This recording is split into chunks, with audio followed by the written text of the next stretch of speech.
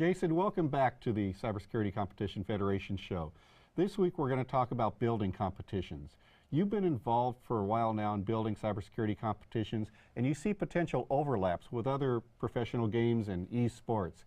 Can you talk about what it's like to build one of these competitions or build challenges for competitions? Absolutely. You know, in the beginning when we first started building cybersecurity competitions, we kind of went off, how do you build a network? How do you build a system? And that's evolved into pulling elements from game design, the actual practice of game design. And we look at things like traditional games, board games, card games, but we also really look at video games.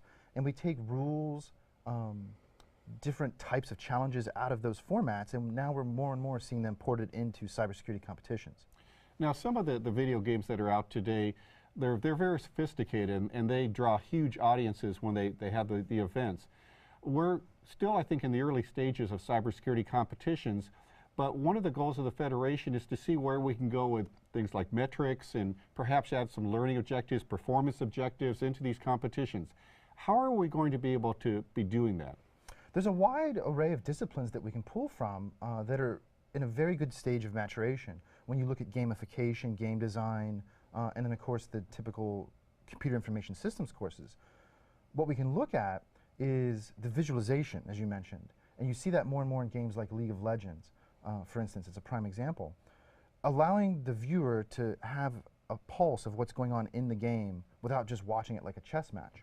So in the future, we might start to see competitions that can actually have an audience through much better visualization and metrics, and we might even have the equivalent of box scores and statistics like we do in sports. I expect esports is going down this road too. Yeah, in fact, we're working on some new things for cyberfed.org after we're done with the search and the registration for the competitions that will allow you, our viewers, to not only vote, but in real time, during a competition perhaps, look at the metagame information, which is what is fun to watch as a viewer. Who's doing well, who's doing what, who's doing poorly. Mm-hmm.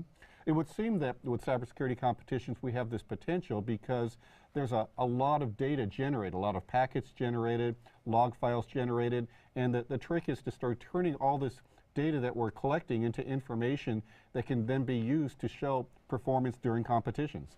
Absolutely. What makes somebody good is a tough nut to crack. But it would be really cool to get to that point where we can actually have players and we follow their performance, and that performance is used for the game, but also more than the game. It's used to, say, a high school player can go to their local college and say, this is how I performed in competitions. I want to play on the college team, and if you're in college, it's a way to go pro. Absolutely. We can build it. Thank you, Jason. Very welcome, Dan. Thank you.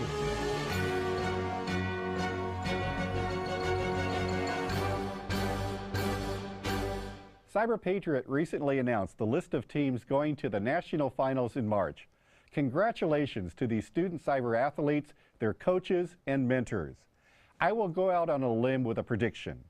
By 2016, championships for Cyber Patriot, CCDC, CSAW, and other major cybersecurity competitions will begin to be covered as sporting events. Except many more of these athletes will play the sport in college and go pro. If you have a competition you would like us to cover in a future show, please email me at dmanson@cpp.edu. We will be back next week with another edition of the Cybersecurity Competition Federation.